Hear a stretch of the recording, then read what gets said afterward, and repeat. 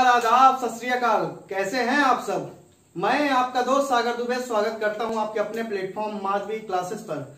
और हम MPPSC mains 2019 के अकॉर्डिंग जो महत्वपूर्ण टॉपिक है और जहां से सीधे सीधे 6 नंबर हमारे कवर होते हैं या इससे ज्यादा नंबर यानी 15 नंबर के क्वेश्चन भी कवर होने की संभावना है, हम उस सीरीज की ओर आगे बढ़ रहे हैं जिसमें आज हम आईएमएफ के बारे में चर्चा करेंगे और आईएमएफ से संबंधित सभी महत्वपूर्ण डेटा को यहाँ जान लेंगे ताकि आपका एक क्वेश्चन क्लियर रहे। देखिए, इतने कम समय में इतनी ज्यादा चीजें करना आपके लिए भी संभव नहीं, ना ही यूट्यूब की दुनिया में फंसना अभी कहीं की बुद्धिमानी होगी।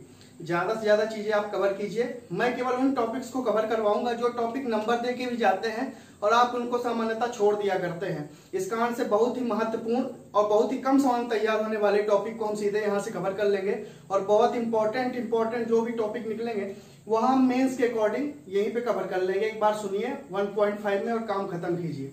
देखिए, टाइम वेस्ट नहीं करना है और टाइम वेस्ट ना करते हुए हम सीधे शुरू करते हैं आईएमएफ के बारे में। सभी जानते हैं अंतरराष्ट्रीय मुद्रा कोष, है ना। अंतरराष्ट्रीय मुद्रा कोष क्या है? अंतरराष्ट्रीय मुद्रा कोष एक मौद्रिक संस्था है जो अपने सदस्य देशों को ऋण देती है। लेकिन इसकी पृष्ठभूमि की यदि हम बात करते हैं, सबसे पहले देखिए क्या क्या जानना जरूरी है कि इसकी पृष्ठभूमि क्या है ना। इसकी स्थापना कब हुई, इसका उद्देश्य, और यही उद्देश्य जब आगे जाता है तो कार्य में परिणत हो जाता है।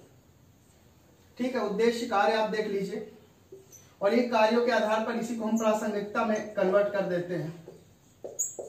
तो देखिए, 3 टॉपिक यहीं से बन जाते हैं। पॉइंट यही रहेंगे, यही उद्देश्य बाद में जब इंप्लीमेंट हो जाते हैं तो काम बन जाते हैं और यही काम भविष्य में क्या और परिवर्तन ला सकते हैं उसे हम प्रासंगिकता के तौर पर देखते हैं। उसके बाद हम देखते हैं स्थापना के अलावा, है ना, भारत के कोटे की बात करेंगे। कोटा सिस्टम होता है और एसडीआर स्पेशल ड्राइंग राइट देखेंगे, इसमें ये चीजें देख लेंगे। तो पृष्ठभूमि, स्थापना, उद्देश्य, कार्य, प्रासंगिकता और भारत का कोटा और एसडीआर, ये मेंस के टॉपिक बनते हैं अपने। मेंस में 20 वर्ड में एसडीआर बनता है। तो ये देखिए 5 गिने चुने टॉपिक इससे निकल कर आते हैं और इन सबको कंप्लीट करना हमारी जिम्मेदारी रहती है ताकि हमारा एक सीधे सीधे क्वेश्चन कवर हो जाए। तो देखिए, यही चीजें आज हम कवर करने वाले हैं। तो देखिए, हम शुरू करते हैं पृष्ठभूमि से कि आखिर आईएमएफ की स्थापना करनी क्यों पड़ी। सबसे पहले, कोई भी संस्थान है, मौद्रिक हो या फिर प्रशासनिक बॉडी, उसकी स्थापना क्यों की जाती है। कोई ना कोई उसके पहले एक ऐसी घटना घटी होगी जिसने पूरे प्रशासन को या पूरे विश्व को, किसी देश या विश्व को झकझोर के रख दिया होगा। आप जानते हैं कि द्वितीय विश्व युद्ध हुआ था, सेकंड वर्ल्ड वॉर हुआ था। और द्वितीय विश्व युद्ध के बाद जिस प्रकार से बड़े बड़े देश संयुक्त रूप से मित्र देश और धुरी देश ये आपस में एक दूसरे से भिड़े थे, तो इन्होंने एक दूसरे की इकोनॉमी को तो तबाह किया ही और इकोनॉमी के साथ देशों को जो विकसित स्तर पे जा रहे थे उन्हें विकासशील से भी नीचे स्तर पे इन्होंने ला दिया। लेकिन आप ये सोचिए कि उस समय की परिस्थितियां क्या रही होंगी जब तकनीक और विकास की भी एक सीमा थी। इतनी आज के समय के बराबर तो उतनी ज्यादा ना तकनीक डेवलप थी, ना उतनी ज्यादा मौद्रिक रूप से सक्षम थे देश। कुछ बड़े बड़े देशों को, अमेरिका जैसे देशों को, अमेरिका, जर्मनी, फ्रांस, लंदन, ऐसे देशों को छोड़ दिया जाए तो शेष जितने भी देश थे वो कहीं ना कहीं वित्तीय अस्थिरता की मार झेल रहे थे उस समय, क्योंकि सभी ब्रिटिश औपनिवेश के कारण कहीं ना कहीं आर्थिक रूप से टूट चुके थे। द्वितीय विश्व युद्ध होता है, सभी के आर्थिक संसाधन नष्ट हो जाते हैं। उसके बाद पूरे विश्व में एक मंच तैयार किया जाता है, इसलिए क्योंकि आप सोचें कि आगे आने वाले समय में आखिर हमारे मुद्रा की आपूर्ति करेगा कौन। सभी के पास अभी ऐसी व्यवस्थाएं नहीं है कि पूरी तरीके से हम इकोनॉमिक अपनी डेवलपमेंट कर सके, आर्थिक समृद्धि कर सके, आर्थिक विकास कर सके। तो इसके लिए कोई ना कोई एक जिम्मेदार इंस्टीट्यूट होना चाहिए, कोई ना कोई एक ऐसी संस्था होनी चाहिए जो बेड़ा उठाए कि हाँ, हम आपको देखेंगे, हम आपको पैसा देंगे। उसके लिए आप देखेंगे ब्रेटन वुड्स सम्मेलन होता है। तो ब्रेटन वुड्स सम्मेलन 1944 में जो होता है, तो पृष्ठभूमि से ही निकल के आते हैं। स्थापना में ब्रेटन वुड्स सम्मेलन होता है।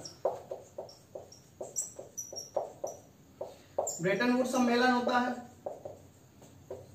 1944 में। ब्रेटन वुड्स सम्मेलन में भारत भी आईएमएफ का संस्थापक सदस्य रहता है और इसी समय वर्ल्ड बैंक और आईएमएफ दोनों की स्थापना होती है। तो देख लीजिए, वर्ल्ड बैंक और आईएमएफ दोनों की जब स्थापना होती है, जानते हैं दोनों एक दूसरे संबंधित हैं, तो आईएमएफ की स्थापना हो जाती है। और आईएमएफ की जब स्थापना होती है तो उस समय देश रहते हैं 43 + 1 यानी 44 देश रहते हैं। और 44 देश इसके संस्थापक सदस्य रहते हैं और इन्हीं 44 देशों में एक हमारा भारत भी रहता है। और देखिए, जब आईएमएफ की स्थापना हो गई थी उसके कई वर्ष बाद आईएमएफ के अंतर्गत कुछ समझौते होते हैं जिन पे साइन करने होते हैं। तो आईएमएफ की संस्था में यदि आपने साइन कर दिया है तो उसके बाद आप इससे लोन ले सकते हैं। अपनी वित्तीय अस्थिरता को आप बैलेंस ऑफ पेमेंट यानी भुगतान संतुलन से यदि जूझ रहे हैं, भुगतान असंतुलन की समस्या है, तो इसके लिए फिर आईएमएफ आपको लोन देता है आपकी रिकवरी के लिए। लेकिन उसके लिए भी आपको इसकी सदस्यता होनी जरूरी है। ये केवल सदस्य देशों को ही ऋण देता है। तो ये जान लीजिए, हम पूरी चीजें एक साथ लेकर चल रहे हैं, आप चीजें देखते रहिएगा। ये बात थी जुलाई 1944 में आईएमएफ पूरी तरह बनके तैयार हो गया था। लेकिन फिर इसकी जो आधिकारिक प्रावधान की जो आप देखेंगे परिलक्षिता देखते हैं कि इसके प्रावधान कब से लागू होते हैं, तो वो होते हैं 27 दिसंबर 1945 से। 27 दिसंबर 1945 से इसके आधिकारिक प्रावधान 27 दिसंबर 1945 से इसके प्रावधान लागू होते हैं। इसका हेडक्वार्टर आप जानते हैं वर्ल्ड बैंक हो, चाहे इसका वाशिंगटन डीसी में इसका हेडक्वार्टर है।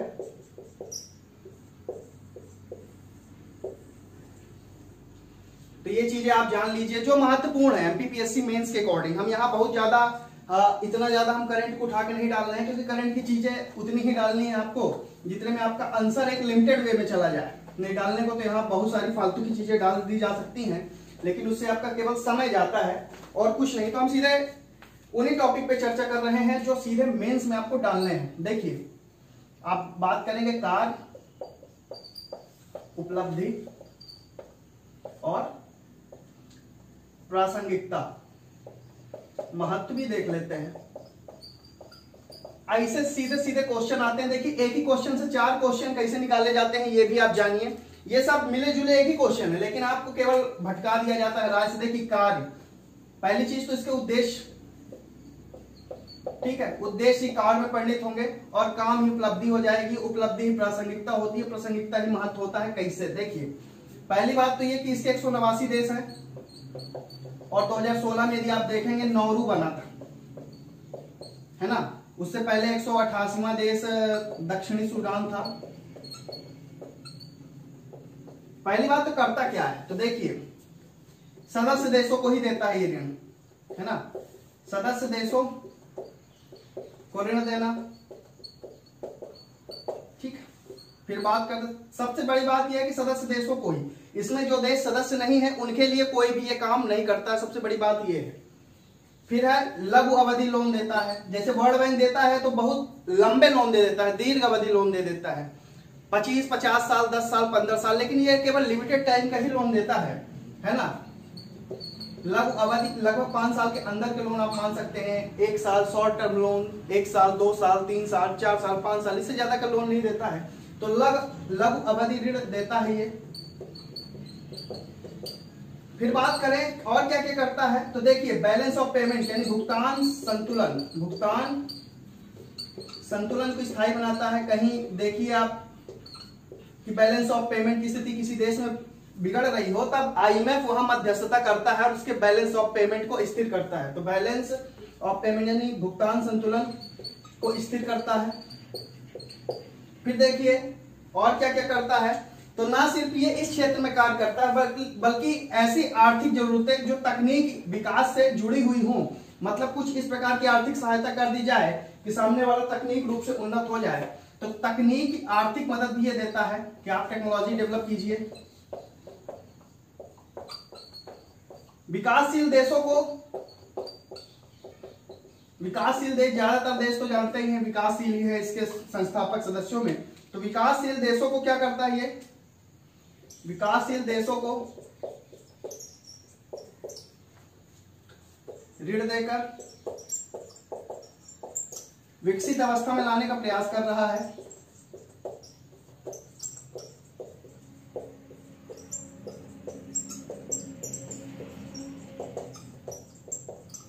कई प्रकार के लोन भी प्रोवाइड करता है। जैसे आप देखेंगे अवसंरचना विकास के लिए लोन,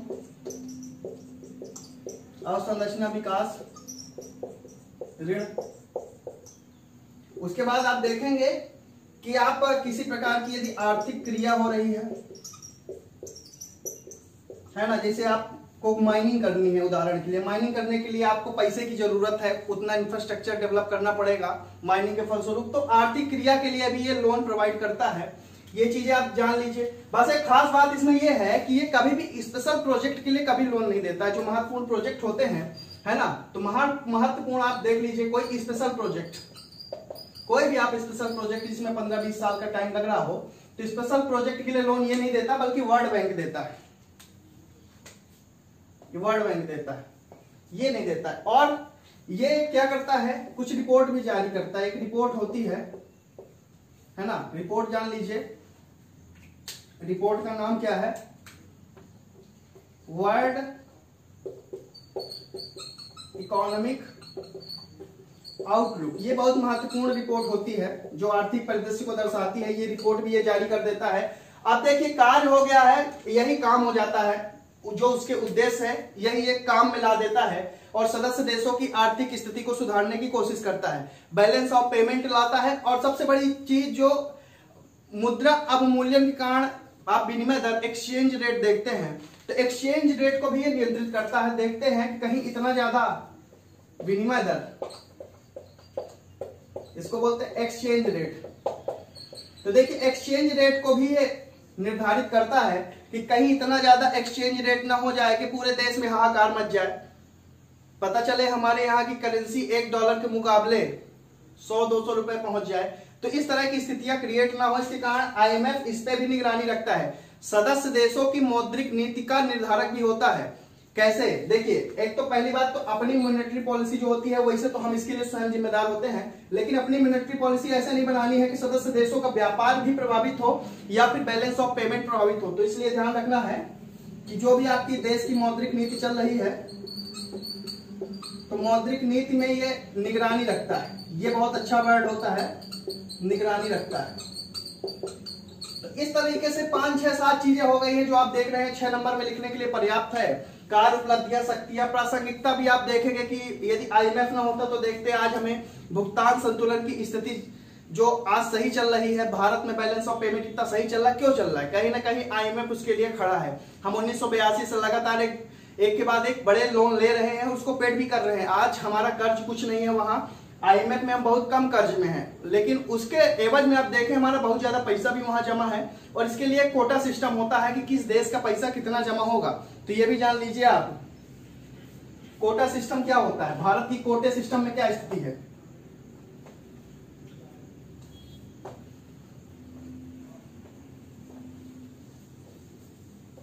कोटा सिस्टम होता है आईएमएफ में,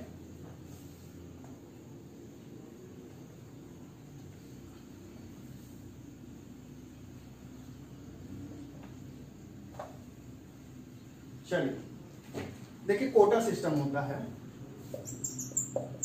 कोटा सिस्टम क्या होता है, देखिए हर देश रहते हैं, वैसा तो है नहीं कि 189 देश हैं, हर देश का एक ना एक कोटा होता है। तो देखिए कोटा सिस्टम क्या होता है, कोटा सिस्टम ऐसा होता है कि मान लीजिए कोई देश है और देश में हम ये देखते हैं कि उसके पास कितना विदेशी रिजर्व है, फॉरेन रिजर्व जिसको बोलते हैं, है ना, विदेशी रिजर्व कितना है, उसकी जीडीपी क्या है, पर कैपिटा इनकम क्या है ना, इकोनॉमिक ग्रोथ देखते हैं, इकोनॉमिक ग्रोथ देखते हैं कितनी है, और इकोनॉमिक डेवलपमेंट देखते हैं कितना है ना, आर्थिक विकास, आर्थिक समृद्धि, इकोनॉमिक डेवलपमेंट देखते हैं कितना है, ये कितना है ये देखते हैं। उसके आधार पे हम जान लेते हैं जब इसकी स्थिति मजबूत है तो इसको कोटा दे दिया जाता है, एक हिस्सेदारी, एक शेयर दे दिया जाता है। आप शेयर समझते हैं पार्टनरशिप टाइप में, तो ये इसे दिया जाता है। और भारत की स्थिति इस समय कोटेदार के रूप में, पहले देखेंगे यदि 2008 से पहले की जो स्थिति थी तो उसमें भारत की जो स्थिति थी कोटे में 2.44% थी, लेकिन आज वर्तमान में बढ़कर,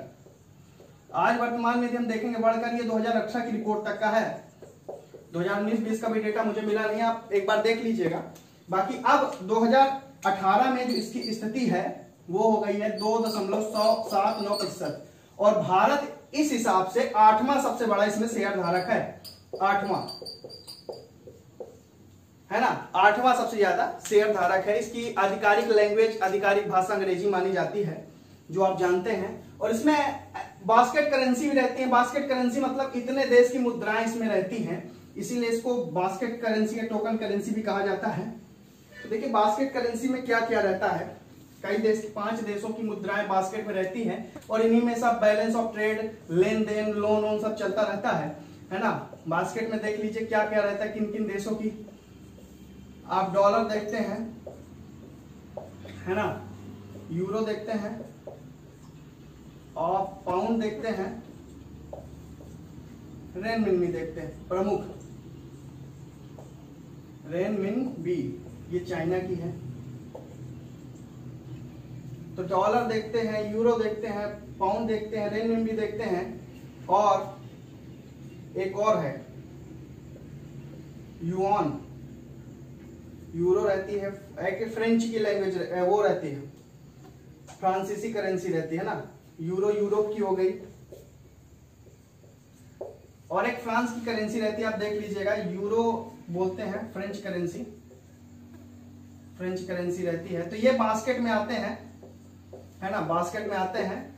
और बास्केट में आने के कारण जो भी लेन देन होता है, व्यापार से लेकर ऋण तक का जितना भी होता है, इन्हीं 5 करेंसियों में होता है। और इसमें कोटेदार में देखिए, कोटा प्राप्त करने के लिए आपको क्या, जैसे आपको 100% कोटा मान लीजिए भारत का 2.79 है, तो ये मान के चले अपने आप में 100%, तो 100% में भी 25 और 75 का रेशियो रहता है 25%। तो 25% तो आपको देना पड़ेगा गोल्ड, और जो 75% है आप या तो कोई आप देखेंगे प्रतिभूति दे सकते हैं। प्रतिभूति मतलब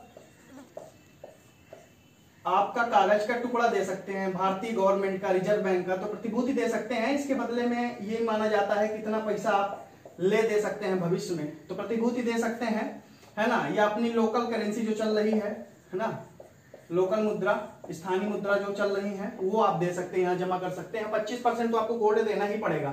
और सबसे खास बात यह है कि पहले भारत एक के बाद एक लोन लिया करता था, लेकिन इस समय भारत का रिजर्व IMF में अच्छा खासा है, तो भारत की वित्तीय स्थिति बहुत मजबूत हुई है। आने वाले कुछ वर्षों में आप देखेंगे। और सबसे बड़ी चीज है कि देखिए एक SDR टर्म होता है जिसको सामान्यतः 20 वर्ड में पूछ लिया जाता है इसी के बीच से निकालकर। तो SDR क्या होता है? SDR स्पेशल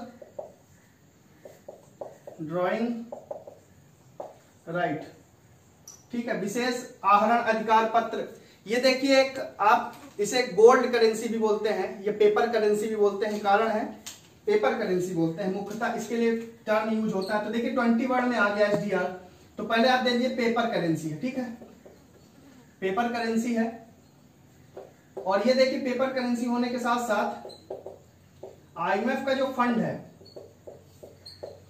इसमें शामिल है, तो IMF के फंड से ही निकाली जाती है। और ये पेपर करेंसी जो भी है ना, ये SDR एक्चुअल में ये डॉलर से कंपेयर किया जाता है ना, डॉलर से कंपैरिजन किया जाता है। SDR मतलब पैसा खींचने का अधिकार आपके पास कितना है। और जैसे पर उदाहरण की बात करते हैं, $1 की कीमत कितनी है, मान लीजिए भारत के लिए 70 रुपए है, ठीक है, उदाहरण के लिए, है ना। और मान लीजिए पाकिस्तान के लिए, उदाहरण के लिए हम बात कर रहे हैं, 80 रुपए है, ठीक है, पाकिस्तान के लिए है नहीं, फिर भी बता रहा हूं उदाहरण के लिए, तो 80 रुपए है। तो देखिए आपको जो SDR है, पैसा खींचने की जो ताकत है, तो भारत की SDR पाकिस्तान की अपेक्षा ज्यादा मजबूत होगी इस हिसाब से। इस कारण से SDR को क्या बोलते हैं, विशेष आहरण अधिकार पत्र, पैसा खींचने की ताकत। और जब भी डॉलर खींचा जाता है ना, तो कंपेयर किया जाता है कि आपकी इस समय जो है एक्सचेंज रेट यानी विनिमय दर क्या चल रहा है, उस हिसाब से डॉलर का रेट बनाकर आपको उतना लोन दे दिया जाता है। या आप जो भी मुद्रा जमा कर रहे हैं, मान लीजिए 80 करोड़ रुपए आपने जमा किए हैं, 80 करोड़, मान लीजिए $1 की कीमत कितनी है, 80 रुपए है, तो आपको 1 करोड़ SDR यहां से निकालने की अनुमति मिल जाएगी। सीधी बात रही है। तो SDR हर एक देश का उसकी मुद्रा के अनुसार अलग अलग रहता है, तो ये SDR चीजें होती। तो आप यहां लिख लीजिए कि प्रत्येक देश का, है ना, मुद्रा की मजबूती के हिसाब से SDR रहता है। और इसका जो तुलना की जाती है वो डॉलर से की जाती है मुख्यतः, है ना, क्योंकि डॉलर इस समय सबसे स्ट्रॉन्ग, है ना, डॉलर तब से ही सबसे स्ट्रॉन्ग करेंसी है। डॉलर से ही हम लोग किसी देश की जो है आर्थिक माप करते हैं कि वो देश कितना मजबूत है फॉरेन रिजर्व में। तो देखिए डॉलर से करते हैं, ठीक है। तो ये चीजें आप जान लीजिए। विशेष आहरण अधिकार पत्र बोलते हैं, 3-4 पॉइंट रहते हैं, एसडीआर में आते हैं, तो ये भी अपने आप में एक कॉन्सेप्ट बन जाता है। तो मेरे ख्याल से आईएमएफ के बारे में ये चीजें आपको समझ में आ गई होंगी। और इससे ज्यादा और भी यदि आपको समझना है, मैं एक बेहतरीन लेक्चर और तैयार करूंगा, लेकिन उसके लिए कम से कम 1-1.5 घंटे का टाइम चाहिए, क्योंकि ये एमपीपीएससी मेंस के अकॉर्डिंग है। जितना पूछा जा रहा है पॉइंट टू पॉइंट वहां पे फिट कर देना है। इसके लिए चीजें, इसमें आप थोड़ी बहुत करंट की चीजें ऐड कर सकते हैं अपने हिसाब से। तो ये चीजें आप देख लीजिएगा। कुछ इसी प्रकार की सीरीज हम लाते रहेंगे ताकि आपकी मदद होती रहे। केवल आपको सुनना है, मुझे गौर से सुनना है। चीजें यदि नोट डाउन करते बने तो कर लीजिए। बाकी मैं इसलिए सरल और व्यवहारिक कर रहा हूं क्योंकि कठिन चीजें किताब में है। सबसे बड़ी चीज ये है कि आपको चीजें समझ में आती हैं, याद होती हैं, क्योंकि वो जरूरी है। क्योंकि जब आप पेपर में लिखेंगे तो चीजें किताब वाली काम नहीं आएंगी, जो यहाँ दिमाग में है वही काम आएगा। आंसर राइटिंग की प्रैक्टिस करते रहें। सब्जेक्ट स्ट्रेटजी के लिए हमने पीछे वीडियो दे रखा, आप प्लेलिस्ट में जाके देख सकते हैं, एमपीपीएससी सिलेबस डिस्कशन में। तो उसमें हमने सब्जेक्ट क्या लेकर चलना चाहिए, अभी क्या पढ़ना चाहिए, क्या नहीं पढ़ना चाहिए, वो चीजें हमने उसमें डिस्कशन में दे दी है। तो आप देख लीजिए। हम ऐसी ही महत्वपूर्ण सीरीज लाते रहेंगे और आप भी पढ़ते रहें और कमेंट करते रहें कि आपको सीरीज पसंद आ रही है या नहीं आ रही है, और अपनी राय इसमें देते रहें कि और भी सीरीज इसी प्रकार लानी चाहिए। हम बहुत सारे महत्वपूर्ण क्वेश्चनों को यहाँ कवर कराने की कोशिश करेंगे ताकि आपके लिए रामबाण साबित हो जाए। अलग से जो आप मेहनत कर रहे हैं वो तो कर ही रहे हैं, उसके अलावा ये चीजें सीधे सीधे एग्जाम में आती हैं और अच्छा खासा नंबर देके जाती हैं। इस कारण से ये सब करते चलिएगा। हम महत्वपूर्ण टॉपिक जो अपने को समझ में आते हैं कि आपके लिए जरूरी है, हम यहाँ पे उठा के सीधे रख देंगे और वो आपके काम का होगा, ये हमारी गारंटी है। तब तक के लिए आप अपना ध्यान रखिए।